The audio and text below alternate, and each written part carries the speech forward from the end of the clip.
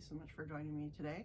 Today I'm doing another 5 on 5, so 5 thoughts on 5 new makeup releases released on the 5th of every month. And I have maybe a bit more than 5 this time, but that's okay. Who's counting except me? Anyway, so I have pulled up my list on Instagram of makeup that I have seen this month that has been interesting me. And I've been through this a couple of times, taking things out and putting things in, deleting things, things going out of stock, things selling out, and I've got a good list, but I don't know that half of it's even available anymore, so we'll see. But anyway, I'm gonna scoot this way this time so we can put things up here. And let me see, what is the first thing that I want to talk about? Let's talk about this. So this is Tammy Tenuka. I talked about her last week when she released the Wildcat palette with the pop of green in it. And this is the, I think it's the Jolly Ice Fish palette. I believe that is how it is translated, but I'm not familiar enough with Russian to be sure about that.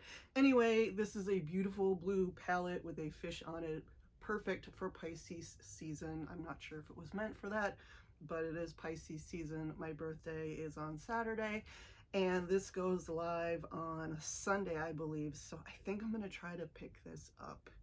I've got the website bookmarked. I just don't know how much it is and how I'm gonna have to pay for it and how long I'm gonna have to wait for it. But I think I want to try to get this in the bigger size. The packaging looks amazing. All the details, the colors, there's 2 mattes and 4 shimmers. I believe 1 or 2 of them is a duochrome. It's just, oh, it's blue, it's beautiful. I gotta have it. I really gotta have it. And yeah, I think that's what we're gonna go with, is this, as opposed to something that I'm not going to pick up, which is this, the Aquamarine from BH Cosmetics. It's their gemstone palette for March, birthstone palette for March, and it is pretty. I do like it. I don't want that pressed glitter, and I don't really, I've got these light blue shades, so yeah, no, if I was going to go on BH and order something else that I really wanted, maybe I'd pick it up for $9, but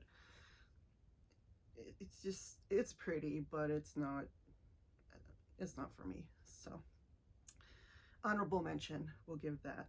Next one I'm gonna go to is Makeup by Tammy, which is kind of a new brand. I think it's been out for a while, but I believe this is her first eyeshadow palette. And this is Tammy Clark. She's a UK beauty YouTuber. Her channel is freaking amazing. I love watching her. She does these bright, colorful looks, and she's put out like 3 or 4 collections with Makeup Revolution, and I think she's done lots of collabs before. But this is her brand, her Chasing Butterflies palette, and I love the layout. I love the size. It's just a little too bright for me, and I know we're going into spring, and I know it's a butterfly palette, and it is really pretty, but it's just not right. But it does have me looking at Makeup by Tammy, and she's on my radar now. I'll be looking forward to her next palette, and whatever other releases she comes out with. Here's a shocker. I think this is super cute. It's Peeps. Now, this eyeshadow palette is cute. It's got that pop of pastel blue, but mostly it's pink. So I'm probably not going to pick that up, but these sponges. If these sponges come to Ulta, I'm spending my points so fast. Oh my, look, they're so cute. They've got little faces on them, and I love Peeps. I know lots of people don't like Peeps. I love Peeps. I love stale Peeps especially. You gotta open up the package and let them sit out for a day or 2 and then let them get hard. And that's when you get that nice crunchy crust on the outside. I know people think that's gross. It's just the way I've been doing things since I've been a child, so hard habit to break. Eat your Peeps your own way or don't eat them at all. But I love the packaging on this. These sponges, I want them all. And this would be my first Hip Dot purchase because I've never purchased anything from them, and they've had lots of fun collections, a little bit strange sometimes, but you know, whatever, different people like different things, and that's cool. But yeah, peeps. I love peeps, so I want these sponges. What can I say? Peeps. Peeps. Peeps. Then we're gonna go to a Indie 9-pan palette that I just recently saw, and that is right here. This is the VE Cosmetics Kitchen Witch palette, and this is a beautiful mix of, she's calling it a mix of cool and warm tones, and it is really, really pretty. I love that orange with the muted green going on. I love the whole like idea of this palette. She always has little sayings. Instead of actually naming the shades, she has sayings underneath them. So the first line is infuse with love, nourish and heal, earth grows magic.